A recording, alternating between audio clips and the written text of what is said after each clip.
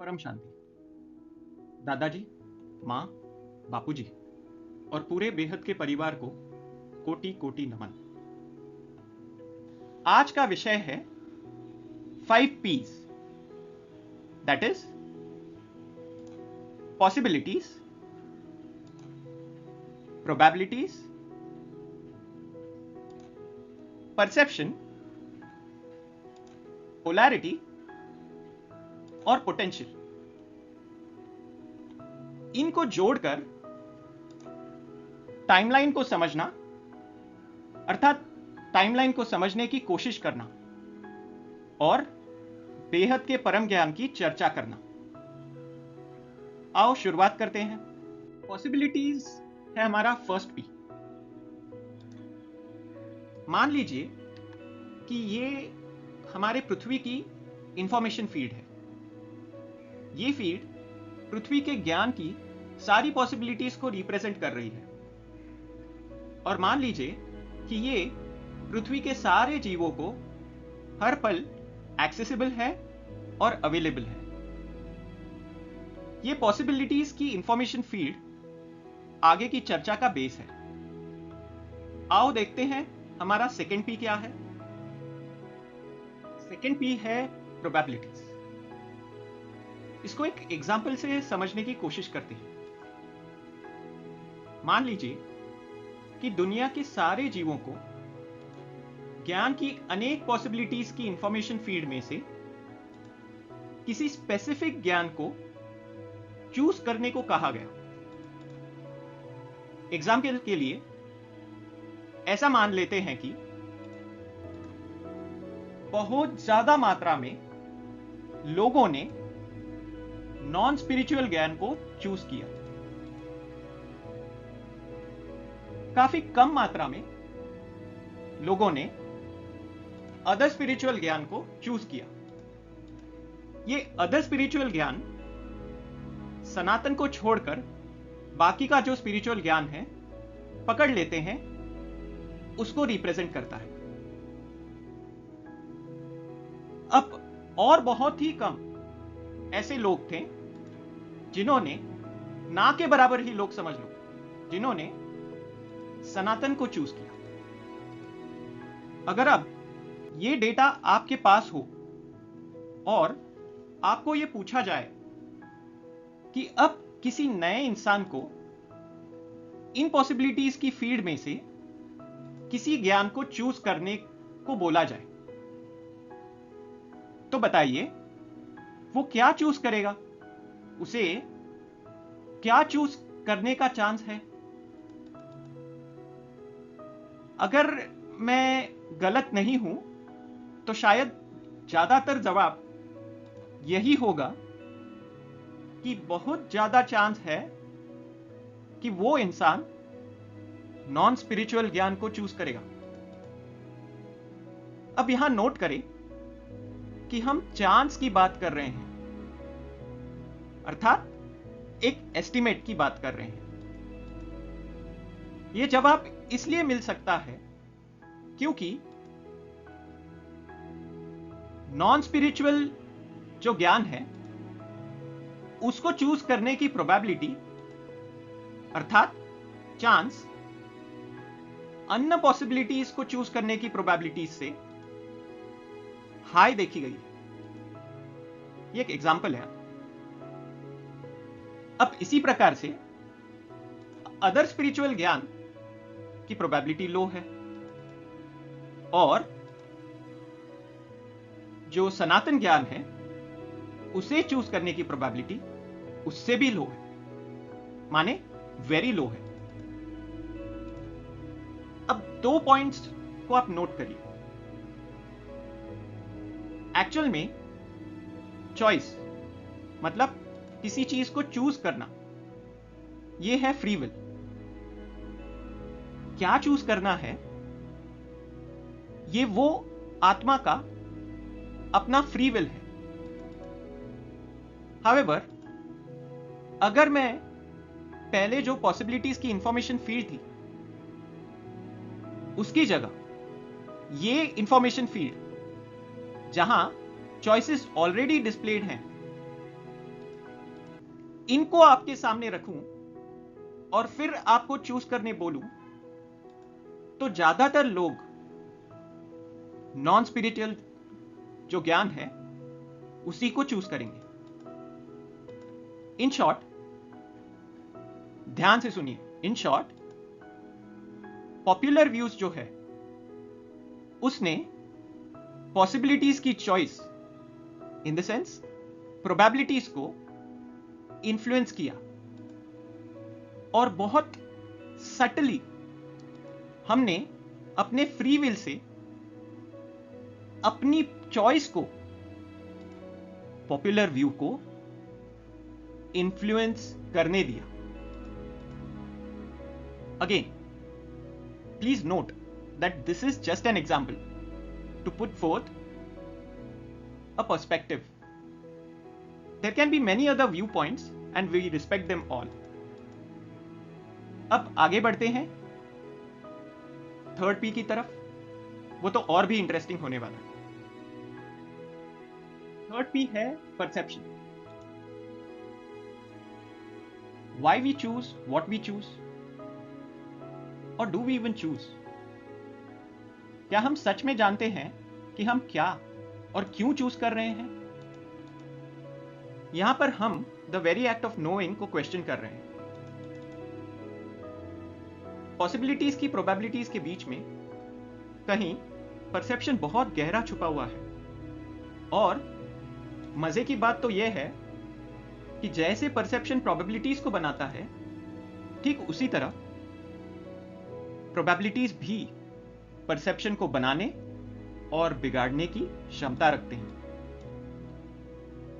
और देखिए, परसेप्शन और प्रोबेबिलिटीज की उलझन में पॉसिबिलिटीज तो कहीं दूर ही छूट गया। अब आइए पिछले एग्जाम्पल को कंटिन्यू करते हैं। इस बार ऐसे सोचते हैं कि आप इंफॉर्मेशन फील्ड है, you are the information field and the witnesser of the choices.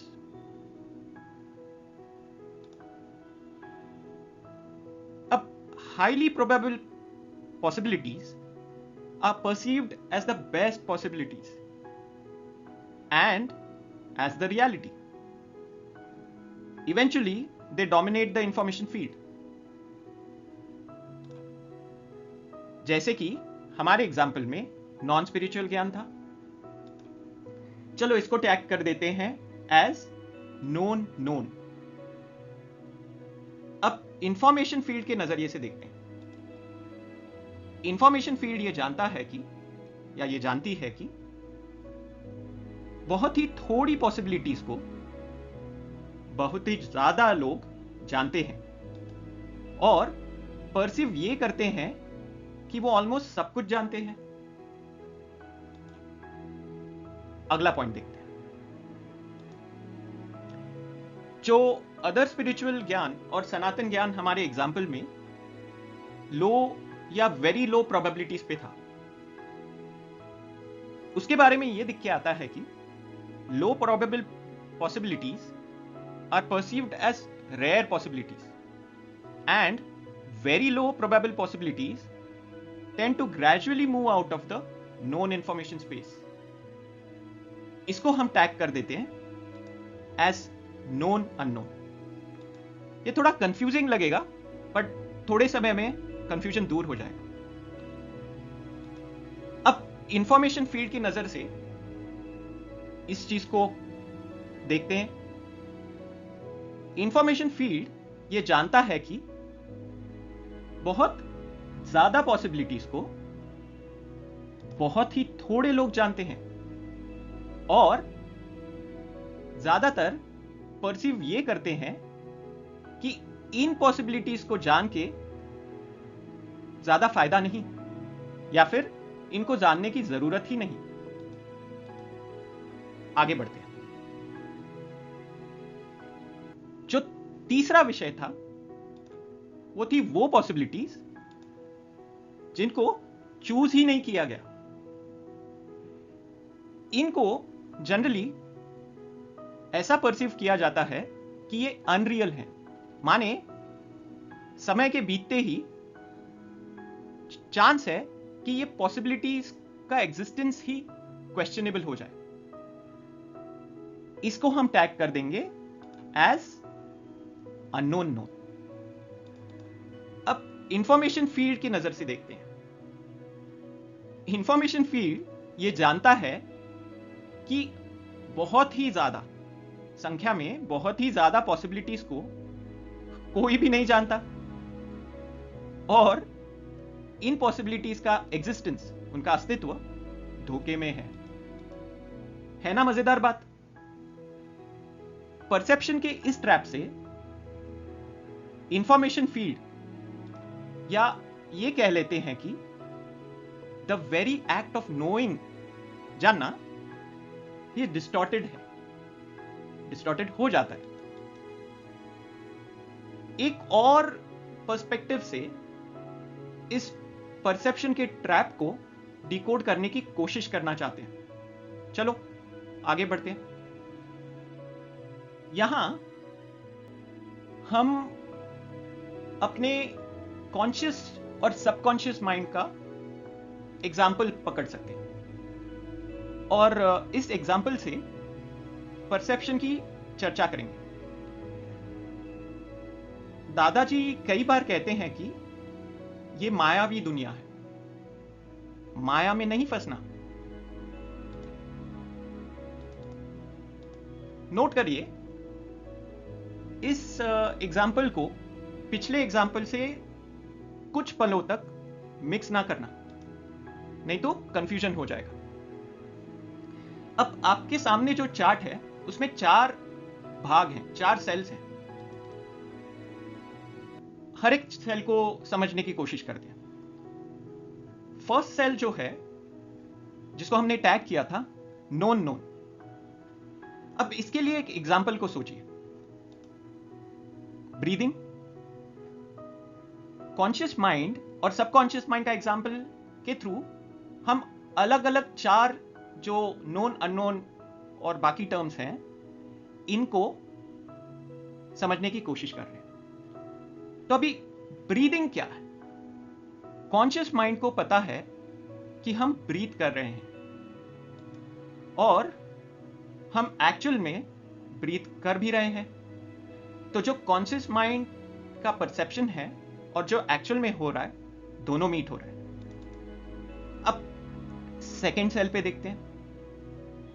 यह है नोन अननोन, आपके स्क्रीन के राइट साइड में। इसका एग्जाम्पल है अट्रैक्शन। कॉन्शियस माइंड को लगता है कि उसे क्यों कोई व्यक्ति पसंद आता है, इसका कारण पूरी तरह उसे पता है। पर एक्चुअल में सबकॉन्शियस माइंड को पता होगा कि इसके पीछे और कई सारे कितने कारण हैं, जैसे कि पास्ट लाइफ। तो इसलिए यह एग्जाम्पल है नोन अननोन। तीसरा सेल जो है अननोन नोन। अभी इसका एग्जाम्पल जो है उसको हम शॉर्ट टर्म मेमोरी पकड़ सकते हैं। हमारे हर किसी के साथ कई बार यह हुआ होगा। हम कोई पुरानी घटना, पुरानी इंसिडेंट्स को भूल जाते हैं, और हमें लगता है कि ऐसा हुआ ही नहीं था। हमारा कॉन्शियस माइंड अर्थात इस चीज को, इस इंसिडेंट्स को भूल जाता है, और ऐसा हमें व्यतीत होता है कि ऐसा पहले हुआ ही नहीं था। पर कई बार ऐसे भी होता है कि हम अगर हमारे माइंड पर बहुत जोर डालें, बहुत गहरी सोच में पड़े, तो कुछ समय बाद हमें अपने सबकॉन्शियस माइंड की हेल्प से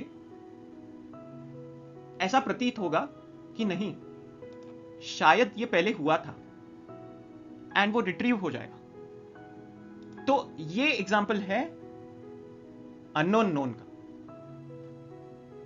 अब चौथा जो सेल है अननोन अननोन, इसको फिलहाल तो हमने एक प्लेस होल्डर, मतलब स्टम्प्ड ऐसे डाल रखा है। ये वो एरिया है परसेप्शन की जो ना तो कॉन्शियस माइंड जानता है और ना ही सबकॉन्शियस माइंड को ये पता है। इसलिए हाल फिलहाल हमने इसको स्टम्प्ड बोल के रखा है। इसकी हम आगे चर्चा करेंगे। बाय द वे, दादाजी का जो रीसेंट वीडियो है, क्या स्वप्न से मुक्ति संभव है, प्लीज इस वीडियो को जरूर देखें। उन्होंने कॉन्शियस, सबकॉन्शियस और अनकॉन्शियस माइंड और ड्रीम्स को काफी विस्तार में एक्सप्लेन किया है। और हां, इंग्लिश में भी लाइफ विदाउट ड्रीम्स के टाइटल से यही वीडियो अवेलेबल है। एक और बात, सुशांत सिंह राजपूत के फेमस म्यूजिंग्स में से एक म्यूजिंग है ये 4 टर्म्स। इसको कई बार, कई वर्षों से मैं सोचते आया हूं, तो और ये इनक्रेडिबल है। यस, कंफ्यूजिंग भी है बट इनक्रेडिबल है। तो बस उसे क्रेडिट देना चाहूंगा एंड थैंक्स टू हिम। अब आते हैं हमारे पहले एग्जाम्पल पर। हमारे पहले के एग्जाम्पल में सोचिए, अगर ऐसे कोई पॉसिबिलिटी हो जो इंफॉर्मेशन फील्ड ही नहीं जानता, अब आप इसे क्या कहेंगे? इसको पार्क करते हैं आगे की चर्चा के लिए और आगे बढ़ते हैं हमारे 4th पी पर। 4th पी जो है वो है पोलैरिटी। एक बार थोड़ा रिवाइंड करते हैं। पॉसिबिलिटीज की इंफॉर्मेशन फील्ड है, सिंपल। पॉपुलर चॉइस की पॉसिबिलिटी की प्रोबेबिलिटी हाई बन जाती है। अब सोचिए, अगर जो चूज कर रहे हैं, जो पॉसिबिलिटीज को चूज कर रहे हैं, वो बहुत बड़े इन्फ्लुएंसर्स हैं। मतलब जैसे कि बापूजी बताते हैं, पकड़ लीजिए धर्मगुरु हैं, या फिर हमारी जिंदगी में जैसे लीडर्स हैं, पॉलिटिशियंस हैं, एक्सेट्रा। अब इनकी जो परसेप्शंस हैं वो स्प्रेड होने लगती हैं। कुछ परसेप्शंस तो आप देख रहे हैं, जैसे विनाश होगा या फिर काल की अवतार होगा, आत्मा है ही नहीं। अब ज्यादातर ये देखा गया है कि ये परसेप्शंस स्प्रेड होते ही, ये जो इन्फ्लुएंसर्स हैं उनसे स्प्रेड होते ही ये बन जाती है। और ये टर्म्स गौर से सुनिए, ये टर्म्स आपने रोज हर दिन सुनी होंगी। Most popular, most rated, highly recommended, must watch, must listen, don't miss, etcetera etcetera. In short, popular view. इस कारण मेजॉरिटी लोग पोलराइज्ड हो जाते हैं। हमारा जो चौथा पी है, पोलैरिटी, अब उसकी चर्चा कर रहे हैं। ये जो इन्फ्लुएंस है, इसके कारण उनकी परसेप्शंस को सारे लोग अपनी परसेप्शंस, इन शॉर्ट रियलिटी मान लेते हैं। इस परसेप्शन ऑफ परसेप्शंस के इंपैक्ट को हम इस वीडियो में पोलैरिटी कहेंगे। मैं रिपीट करता हूं, इस परसेप्शन ऑफ परसेप्शंस के इंपैक्ट को हम पोलैरिटी कहेंगे। दादाजी का एक स्टैंडर्ड एग्जाम्पल है, वो वीडियोस में कई बार कहते हैं, दुनिया अनेक धर्म, मठ, पंथ, संप्रदाय में बढ़ चुकी है। अब ये पोलैरिटी ही तो है। परसेप्शन की इस वेव से अलग अलग सेगमेंट्स में बंटकर हम पॉसिबिलिटी की फील्ड को एक्सेस करने, अवेलेबल पॉसिबिलिटी की फील्ड को एक्सेस करने से दूर हो जाते हैं। क्या ये कलयुग पोलैरिटी को रिप्रेजेंट नहीं करता? बाय द वे, दादाजी का स्पेशल कैटेगरी का कलयुग इस टाइटल से एक बहुत ही बढ़िया वीडियो है, please do check it out. अब आगे बढ़ते हैं फिफ्थ पी पर। फिफ्थ पी काफी इंटरेस्टिंग है, पोटेंशियल। इसे एक कहानी की तरह देखते हैं। अब कहानी की शुरुआत करते हैं। हमारे दादाजी ने अपने निरंतर पुरुषार्थ और अपनी दिव्य दृष्टि से बेहद के परम ज्ञान को इस पृथ्वी पर उतारा।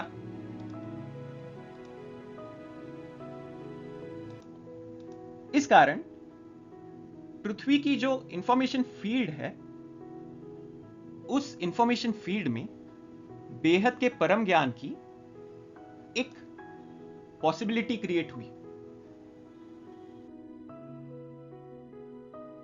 इस पॉसिबिलिटी के क्रिएट होने के बाद दादाजी ने बेहद के परम ज्ञान को स्प्रेड किया, परम सत्य पढ़ाने का काम चालू किया। कुछ ही आत्माओं ने जैसे ही ये पॉसिबिलिटीज स्प्रेड होने लग गई, कुछ ही आत्माओं ने पॉसिबिलिटीज को डिसाइफर किया। वो तो ज्ञान की खोज में पहले से ही थी। उन्होंने इस ज्ञान को,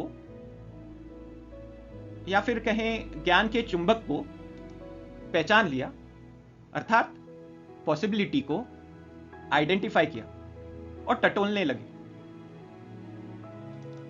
फाइनली इस ज्ञान की पॉसिबिलिटी को उन्होंने चूज किया।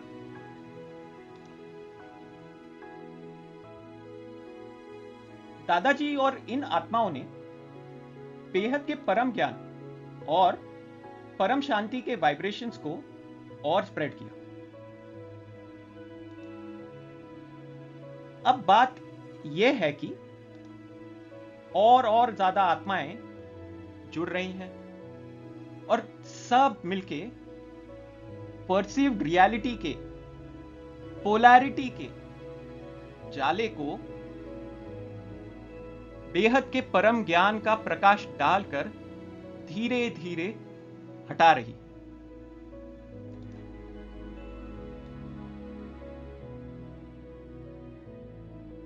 बेहद के परम ज्ञान से जागृत होकर आत्मस्वरूप बनकर स्वयं को और मल्टीवर्स को ट्रांसफॉर्म करने की कोशिश सारी आत्माएं कर रही हैं। अब आप देखें इस पूरी कहानी को एक टाइम सीरीज की तरह।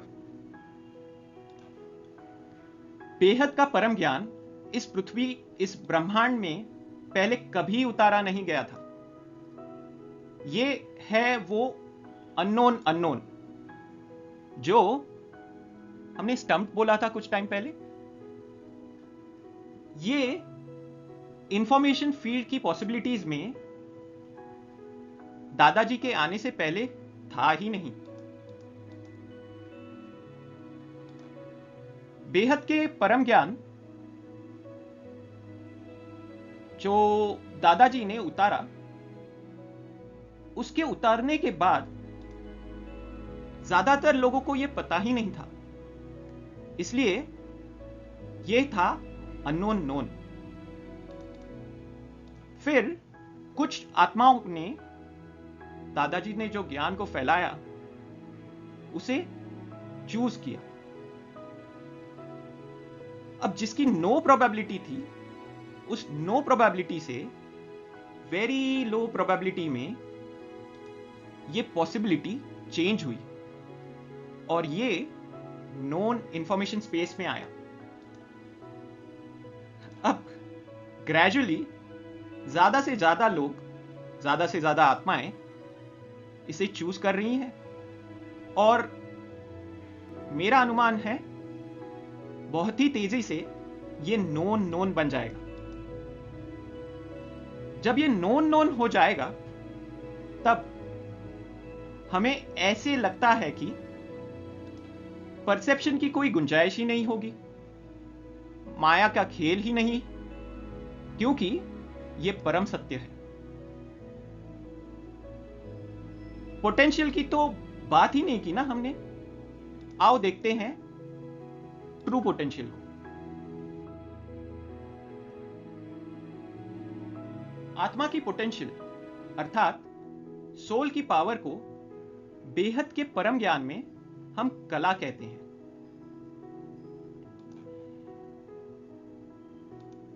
जैसे कि हमने पहले भी कहा है, आत्माएं हाईली पोलराइज स्टेट में फंसी हुई थी और आज भी फंसी हुई है। ऐसी परिस्थिति में बेहद के परम ज्ञान को इस ब्रह्मांड में, हमारी पृथ्वी पर अपनी दिव्य दृष्टि से उतारने का काम करना, 25 साल से इस ज्ञान को पढ़ाना और स्प्रेड करना, निरंतर योग करना, गहरा पुरुषार्थ करना।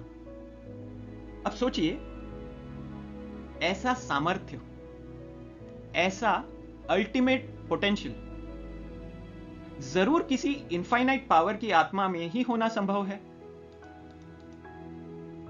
हम ऐसे परम परम परम महान आत्मा, बेहद की कला अर्थात इनफाइनाइट पोटेंशियल की सोल को ऑलमाइटी ऑथोरिटी कहते हैं। वो बेहद की कला की पावर अर्थात पोटेंशियल के क्रिएटर हैं।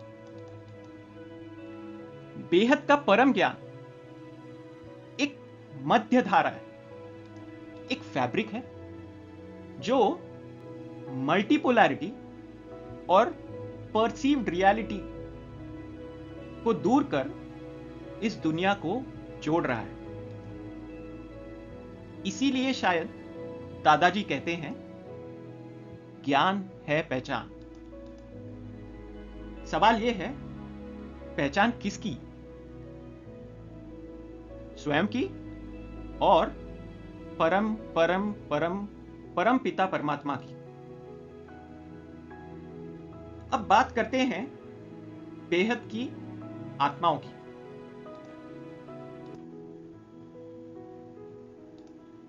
दादाजी जैसे जैसे ज्ञान उतारते गए और पढ़ाते गए, वैसे वैसे कुछ आत्माएं धर्म, मठ, पंथ, संप्रदाय और अज्ञान के पोलराइज स्टेट से बाहर निकलने की कोशिश करने लगी। वे ज्ञान, योग, सेवा, धारणा का निरंतर पुरुषार्थ करने की कोशिश करने लगी। सोल अपने लोएस्ट पोटेंशियल, इनफैक्ट जैसे दादाजी कहते हैं, निगेटिव कला में बेहद के परम ज्ञान को लेकर धीरे धीरे पुरुषार्थ करने लगे। जैसे इधर रिप्रेजेंटेड है, आप देखें पोटेंशियल वर्सेस टाइम की एक्सिस पे पोलराइज स्टेट में आत्मा अनेक धर्म, मठ, पंथ, संप्रदाय में बटी हुई नेगेटिव पोटेंशियल में बैठी हुई है, और वहां से नेगेटिव कला से बेहद के ज्ञान, बेहद के परम ज्ञान को समझकर ज्ञान, योग, सेवा, धारणा से निरंतर पुरुषार्थ करते हुए हाईएस्ट पोटेंशियल को अटेन करने की, अर्थात आत्मस्वरूप में स्थित होने का प्रयास कर रही है। अब ये जो जर्नी है from the lowest potential to the original true highest potential, this is nothing but, जिसे दादाजी हमेशा कहते हैं, चढ़ती कला, चढ़ती कला ऑफ द सोल। शायद इसीलिए दादाजी हमेशा कहते हैं पहला सब्जेक्ट है ज्ञान। और आपने देखा होगा कि वो हर वीडियो में कहते हैं आत्मस्वरूप बनो, आत्मस्वरूप बनो। अब फाइनली इन 5 P's को कोरिलेट करेंगे।